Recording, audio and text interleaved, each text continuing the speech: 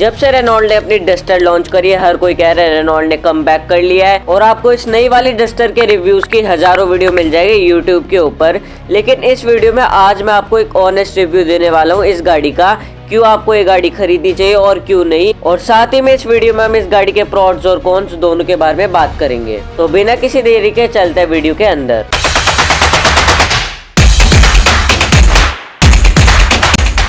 अगर आज के टाइम पर आप देखो, हर कोई एसयूवी लेना पसंद करता है, चाहे आप सोनेट का एग्जांपल ले लो, सेल्टोस का एग्जांपल ले लो या क्रेटा का एग्जांपल ले लो। तो इस एसयूवी सेगमेंट की स्टार्टिंग हुई कहां से थी, मतलब लोगों को कैसे पता एसयूवी टाइप की गाड़ियां भी एग्जिस्ट करती है। तो इस एसयूवी सेगमेंट की स्टार्टिंग करी थी रेनॉल्ट की डस्टर ने। जुलाई 2012 में सबसे पहले ये गाड़ी लॉन्च हुई थी इंडिया में। उससे पहले लोगों को पता ही नहीं था 5 सीटर गाड़ी भी एक एसयूवी होती है। लोग सोचते थे बस स्कॉर्पियो, फॉर्च्यूनर जैसी 7 सीटर गाड़ी एक एसयूवी कहलाती है। उसके बाद से हर कंपनी ने 5 सीटर एसयूवी लॉन्च करना शुरू कर दी। आज के टाइम पे आपको मार्केट में बहुत ऑप्शन मिल जाएंगे, ब्रेजा, क्रेटा, सेल्टोस जैसे देख लो आप। 2012 में सबसे पहले जब ये गाड़ी लॉन्च हुई थी, उस टाइम पर इस गाड़ी में आता था 1.5 लीटर का डीजल इंजन। उस टाइम पे इस गाड़ी का बहुत अच्छा दबदबा था, बहुत अच्छी सेल से गाड़ी कर रही थी। तो आइए देखते हैं यही सेम चीज नई रेनॉल्ट डस्टर के साथ है या फिर नहीं। ये गाड़ी इंडिया में तो अभी डस्टर के नाम से लॉन्च हुई है, लेकिन अगर आप देखो तो यूरोपियन कंट्री में ये गाड़ी बहुत पहले से बेची जा रही है डैशिया नाम से। इसके बारे में आप जाकर गूगल पर रिसर्च कर लेना, उसके वहाँ पे जाके आपको सारी इन्फॉर्मेशन मिल जाएगी।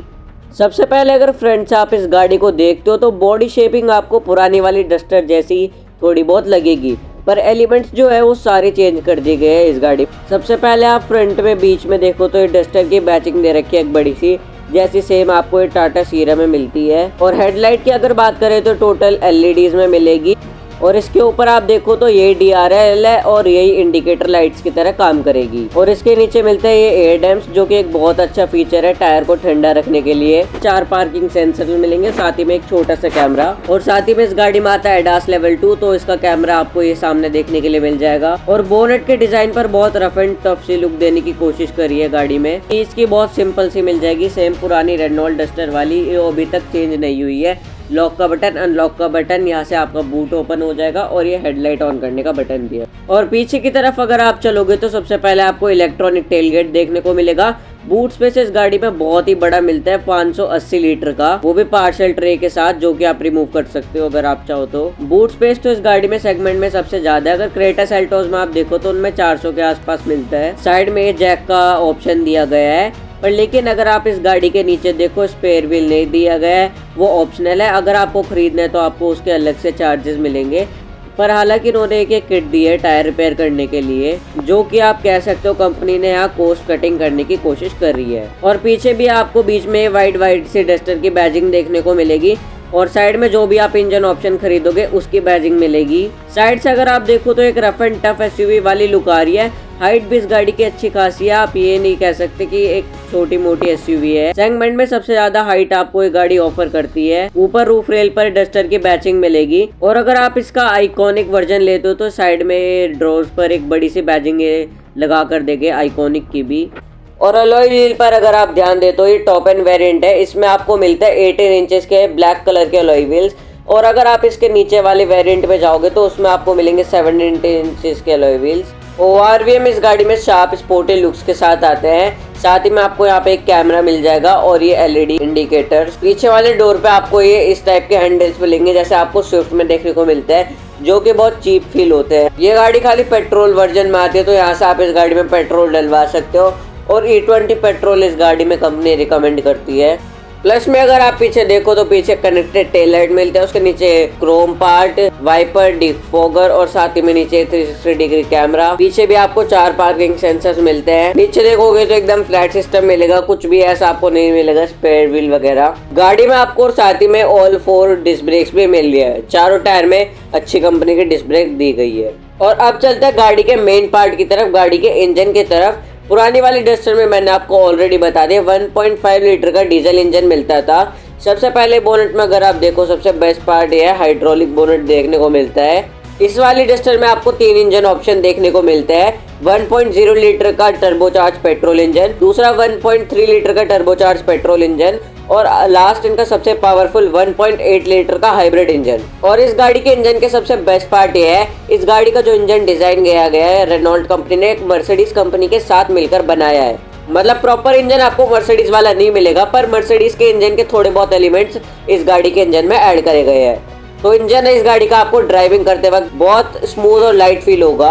और सबसे बेस्ट फीचर आपको एक और मिलेगा, अगर आप गाड़ी के पास जाते हो तो अपने आप अनलॉक हो जाती है, आपको इसके रिमोट से कुछ भी बटन वगैरह दबाने की जरूरत नहीं है, और दूर जाओगे तो वापस अपने आप लॉक हो जाएगी गाड़ी। इसीलिए इस गाड़ी के डोर हैंडल्स पर रिक्वेस्ट बटन वगैरह कुछ नहीं दिया हुआ है।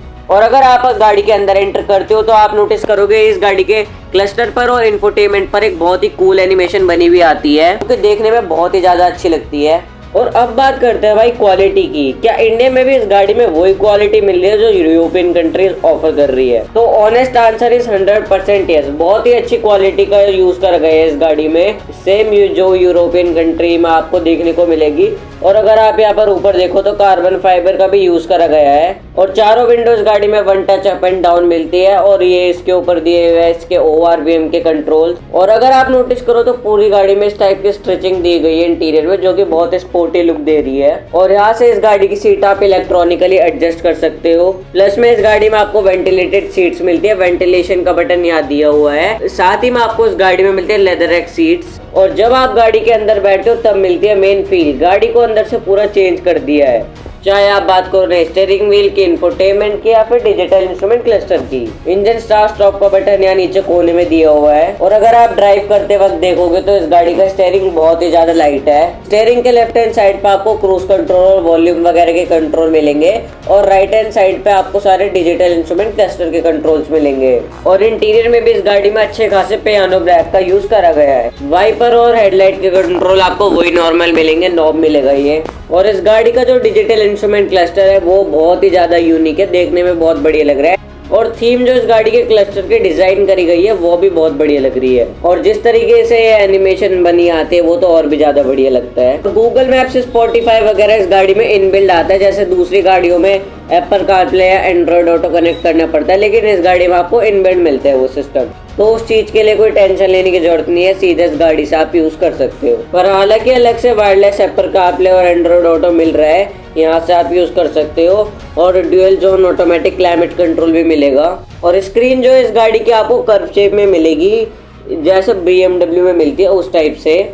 और क्लस्टर की तरफ अगर आप ध्यान दो, इस साइड पे आपको स्पीड मिल जाएगी, बीच में मैप्स है, और इसे आप एडजस्ट भी कर सकते हो। इस साइड पे माइलेज बता रहा है, मतलब आप ये ओवरऑल देखो तो बहुत प्रीमियम फील होता है। और इस गाड़ी के इंफोटेनमेंट में एक बहुत अच्छा ऑप्शन आपको मिलता है। एक बटन आपको क्लिक करना है, क्लीनिंग स्क्रीन के नाम से है। ये इसलिए यूजफुल होता है जब आप गाड़ी की स्क्रीन को साफ करते हो तो कोई भी उल्टे सीधे बटन दब जाते हैं, पर अगर आप साफ करोगे इस बटन को दबाकर तो कुछ भी वर्क नहीं करेगा। और वॉल्यूम वगैरह के बटन ये ऊपर दिए हुए हैं, जो कि प्रैक्टिकल फील नहीं होते ड्राइवर के लिए, पर हालांकि इसको पैसेंजर या को पैसेंजर अच्छे से यूज कर सकते हैं। पर अगर बाकी गाड़ियों की तरह यहाँ पर नोब दे देते वो ज्यादा अच्छा रहता।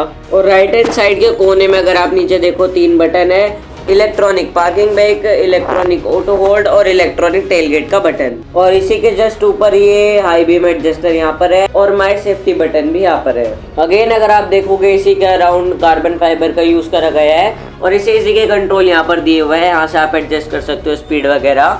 नीचे की तरफ 2 टाइप से चार्जिंग पोर्ट दिए गए, 12 वोल्ट का सॉकेट है, और साथ ही में नीचे वायरलेस चार्जर भी है, मैक्स सपोर्ट वाला, जिससे आपका फोन या मैग्नेट की तरह चिपक जाता है। 360 डिग्री कैमरा ये रहा इस गाड़ी का। कैमरा क्वालिटी थोड़ी बहुत इस गाड़ी की इंप्रूव हो सकती थी, पर सही है, गाड़ी के चारों तरफ का अच्छे से व्यू दिखा रहा है। बाकी पूरी जो आप कैबिन की अगर ओवरऑल फील देखोगे तो प्रीमियम फील होती है बहुत। इलेक्ट्रॉनिक पार्किंग ब्रेक का बटन आपको यहाँ भी देखने को मिल जाता है। यहाँ थोड़ा बहुत सामान रखने का स्टोरेज दिया हुआ है, इसको आप हटा सकते हो या लगा भी सकते हो अगर कोई और सामान रखना है। और ये अंडर आर्म रेस्ट दिया हुआ है, बढ़िया लग रहा है। ग्लव बॉक्स यहाँ देखने को मिल जाता है, बहुत ह्यूज और अच्छा स्पेस है इसके अंदर। ये इलेक्ट्रॉनिक ORVM मिल रहा है आपको यहाँ पर मिल जाती है मिरर के साथ हेलोजन लाइट, यहाँ पर दूसरी मिरर के साथ हेलोजन लाइट देखने को मिल जाएगी। और अगर आप इसकी छत पर देखो तो बहुत ह्यूज बड़ी सी पैनोरामिक सनरूफ दी गई है, जिसके कंट्रोल आप यहाँ से एडजस्ट कर सकते हो। प्लस में यहाँ पर अगर इस बटन पे आप क्लिक करोगे तो ये आपकी यहाँ से लाइट ऑन और ऑफ हो जाती है। हालांकि सीट बेल्ट एडजस्ट करने का ऑप्शन नहीं है। पेडल शिफ्टर इस गाड़ी में आ जाते हैं, यहाँ पर भी इंटीरियर में डस्टर की बैचिंग दी गई हुई है स्ट्रेचिंग कर कर। और अब पीछे की तरफ चलते हैं, रियर स्पेस भी चेक कर लेते हैं इस गाड़ी का। रियर सीट स्पेस इस गाड़ी में ओके ओके मिलता है, बहुत ज्यादा भी नहीं कह सकते या बहुत कम भी नहीं कह सकते, क्योंकि बूट स्पेस भी इस गाड़ी में बहुत बड़ा मिलता है। यहाँ पर नीचे 2 टाइप सी चार्जिंग पोर्ट्स मिल जाते हैं और रियर एसी वेंट्स। यहाँ पर ये आर्मरेस्ट मिल जाते हैं, यहाँ पे 2 कप होल्डर्स है, आप रख सकते हो कप्स। मतलब टोटली पूरी गाड़ी नए प्लेटफॉर्म पर बेस्ड है। ये था ओवरऑल लेट डस्टर का रिव्यू। आपको कैसा लगा कमेंट में जरूर बताना। और इस गाड़ी के सारे वेरिएंट्स का प्राइस आप यहाँ से देख सकते हो, मैंने यहाँ वीडियो में लगा दिया है। बाकी थैंक्स फॉर वॉचिंग। वीडियो अच्छी लगी हो तो लाइक जरूर कर देना, चैनल पर नए हो तो चैनल को सब्सक्राइब कर देना।